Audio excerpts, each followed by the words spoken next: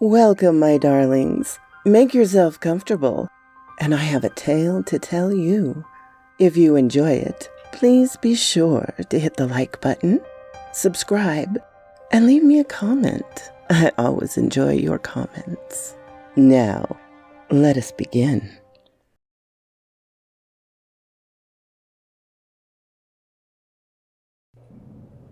The Mountains of Madness, Chapter 10, by Howard Philip Lovecraft.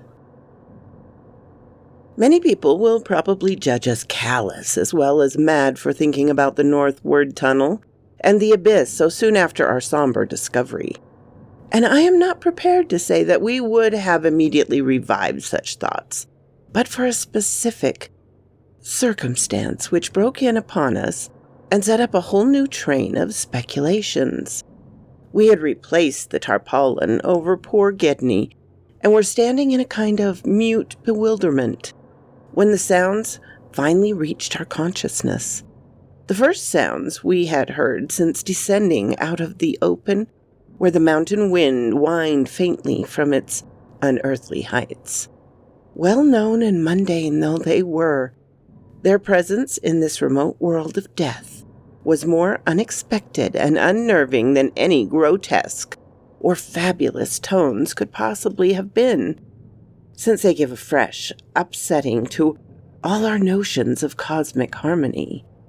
Had it been some trace of that bizarre musical piping over a wide range, which Lake's dissection report had led us to expect in others, and which indeed our overwrought fancies had been reading into every wind howl we heard since coming on the camp horror, it would have been a kind of hellish congruity with the eon-dead region around us. A voice from other epochs belong in a graveyard of other epochs. As it was, however, the noise shattered all our profoundly seated adjustments, all-out tact acceptance of the inner Antarctic as a waste utterly and irrevocably void of every vestige of normal life.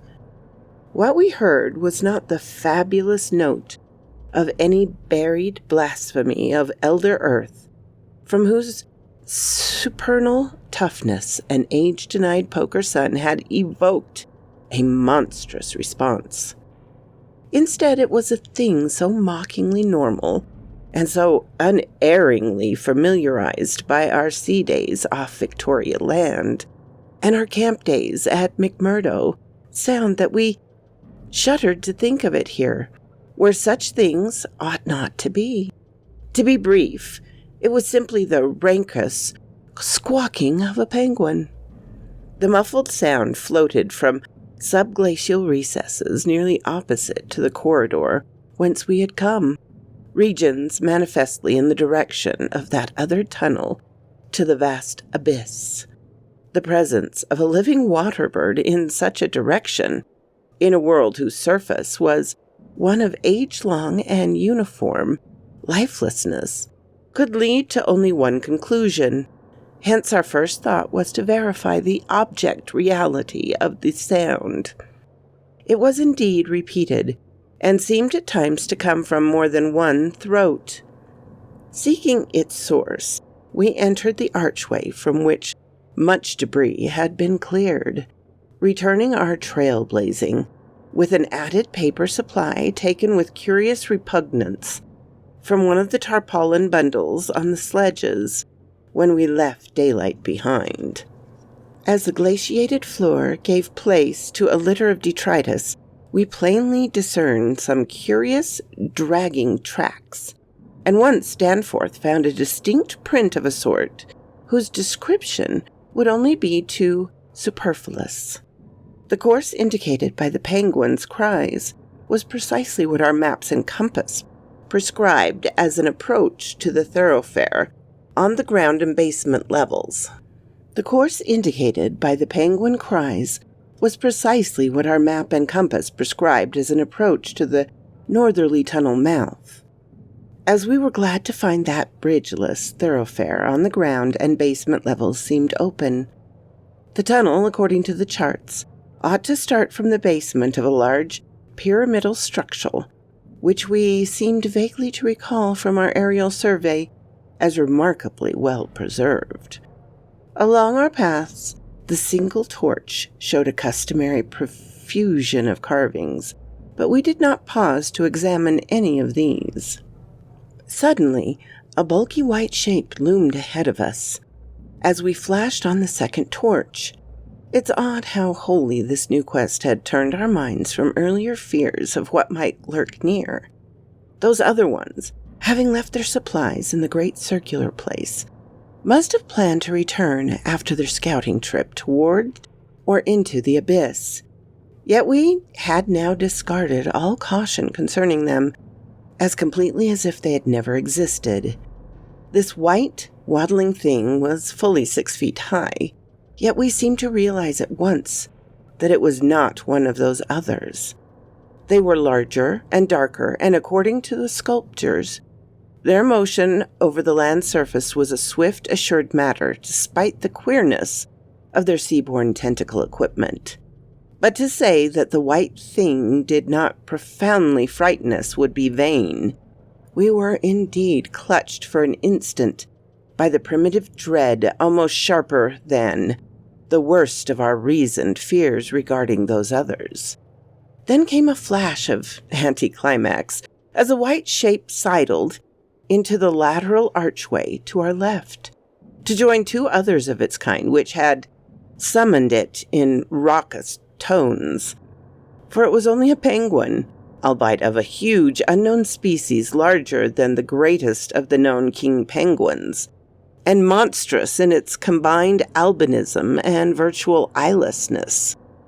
When we had followed the thing into the archway and turned both of our torches on, the indifference and unheeding group of 3 we saw that they were all eyeless albinos of the same unknown and gigantic species. Their size reminded us of some of the archaic penguins described in the old one's sculptures, and it did not take us long to conclude that they were descended from the same stock, undoubtedly surviving through the retreat to some warmer inner region whose perpetual blackness had destroyed their pigmentation and atrophied their eyes to mere useless slits. That their present habitation was the vast abyss we sought was not for a moment to be doubted, and this evidence of the gulf's continued warmth and habitability filled us with the most curious and subtly perturbing fancies. We wondered, too, what had caused these 3 birds to venture out of their usual domain. The state and silence of their great dead city made it clear that it had at no time been a habitual seasonal rookery, whilst the manifest indifference of the trio to our presence made it seem odd that any passing party of those others should have startled them. Was it possible that those others had taken some aggressive notion or tried to increase their meat supply? We doubted whether that pungent odor, which the docks had hated, caused an equal antipathy in these penguins, since their ancestors had obviously lived on excellent terms with the old ones, an amicable relationship which must have survived in the abyss below as long as any of the old ones remained. Regretting, in a flare-up of old spirit of pure science, that we could not photograph these anomalous creatures, we shortly left them to their squawking and pushed onward towards the abyss, whose openness was now so positively proof to us, and whose exact direction occasional penguin tracks made clear. Not long afterwards, a steep descent into a long, low, doorless, and particularly sculptureless corridor led us to believe that we were approaching the tunnel's mouth at last. We had passed 2 more penguins. Then the corridor ended in a prodigious open space which made us gasp involuntarily. A perfectly inverted hemisphere, obviously deep underground, fully 100 feet in diameter and 50 feet in height, with low archways opening around all parts of the circumference but one, and that one yawning cavernously with a black arched aperture which broke the symmetry of the vault to a height of nearly 15 feet. It was the entrance to the great abyss. In this vast hemisphere, whose concave roof was impressed through decadently carved to a likeness of the primordial celestial dome, a few albino penguins waddled, alien there but indifferent and unseeing. The black tunnel yawned indefinitely off at a steep, descending grate, its aperture adorned with grotesquely chiseled jams and lentils. From the cryptic mouth we fancied a current of slightly warmer air, and perhaps even a suspicion of vapor proceeded. As we wondered what living entities other than penguins, the limitless void below, and the contiguous honeycombing of the land, and the Titan mountains might conceal. We wondered, too, whether the trace of mountaintop smoke, at first suspected by poor Lake, as well as the odd haze we had ourselves perceived around the ramparted crowd peak, might not be caused by tortuous channeled rising of some vapor from unfathomed regions of Earth's core. Entering the tunnel, we saw that its outline was, at least at the start, about 15 feet each way. Sides, floor, and arched roof composed of the usual megalith masonry. The sides were sparsely decorated with cartouches of conventional design in a later decadent style, and all the constructions and carvings was marvelously well preserved. The floor was quite clear, except for a slight detritus bearing an ongoing penguin tracks, and the inward tracks of those others. The farther one advanced, the warmer it became, so that we were soon unbuttoning our heavy garments. We wondered whether there was any actual igneous manifestation below, and whether the waters of the sunless sea were hot.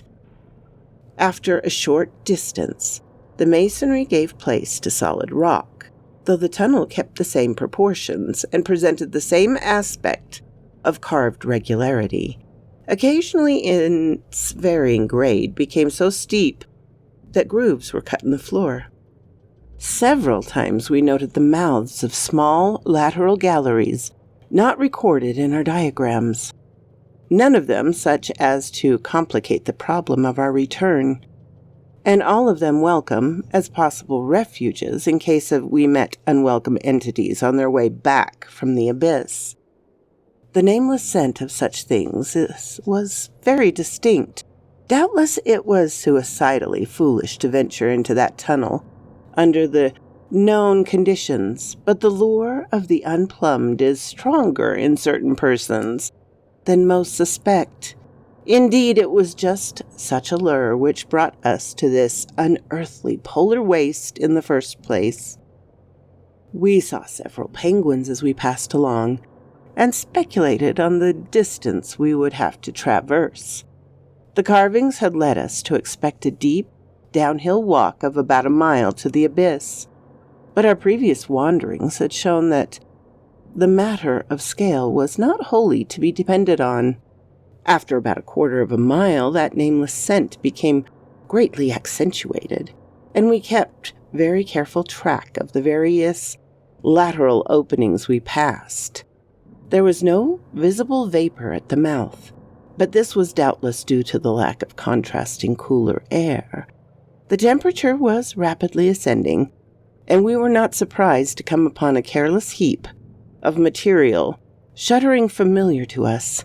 It was composed of furs and tent cloth, taken from Lake's camp, and we did not pause to study the bizarre form into which the fabric had been slashed. Slightly beyond this point, we noticed a decided increase in the size and number of the side galleries, and concluded that the dense honeycombed region beneath the higher foothills must now have been reached. The nameless scent was now curiously mixed with another and scarcely less offensive odor. Of what nature we could not guess, though we thought of decaying organisms and perhaps unknown subterranean fungi.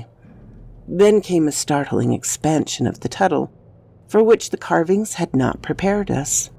A broadening and rising into a lofty, natural-looking, elliptical cavern with a level floor, some 75 feet long and 50 broad, and with many immense side passages leading away into cryptical darkness. Though this cavern was natural in appearance, an inspection with both torches suggested that it had been formed by the artificial destruction of several walls, adjacent honeycombings. The walls were rough and high.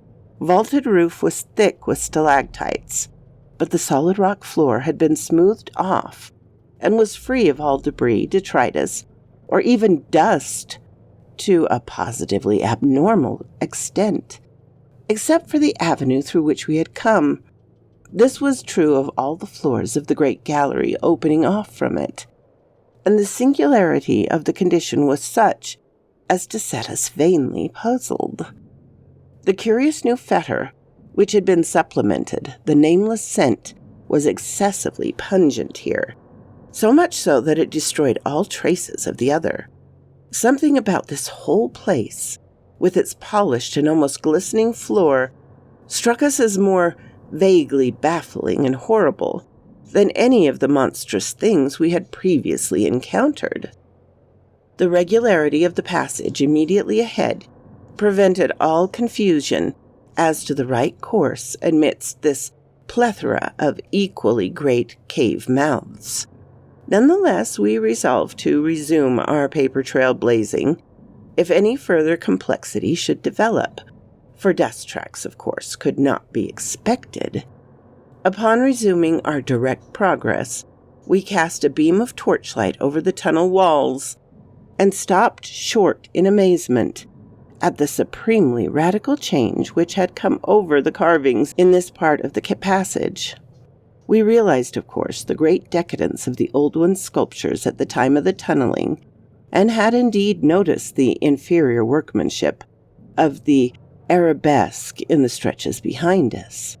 But now, in this deeper section beyond the cavern, there was a sudden difference wholly transcending explanation, a difference in basic nature as well as in mere quality, the involving so profound and calamitous a degradation of skill that nothing in the hitherto observed rate of decline could have led one to expect it. This new and degenerate work was coarse, bold, and wholly lacking in the delicacy of detail. It was countersunk with exaggerated depth in bands following the same general lines as the sparse cartouche of the older sections, but the height of the reliefs did not reach the level of the general surface. Danforth had an idea that it was a second carving, a sort of palimpsest formed after the obliteration of previous design. In nature it was wholly decorative and conventional, and consisted of crude spirals and angles roughly following the quintal mathematical tradition of the old ones, yet seemed more like a parody than a perpetuation of that tradition. Since we could not afford to spend any considerable time in study, we resumed our advance with a cursory look. We saw and heard fewer penguins, but thought we caught a vague suspicion of an indefinite distant chorus of them somewhere deep within the earth. The new and inexplicable odor was abominably strong, and we could detect scarcely a sign of that other nameless scent.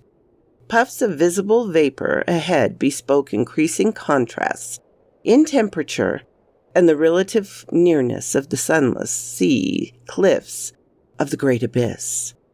Then, quite unexpectedly, we saw certain obstructions on the polished floor ahead.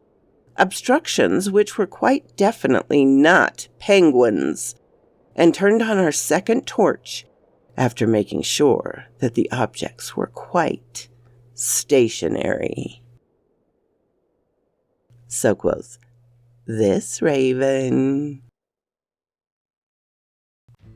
What? You're still here after the whole story?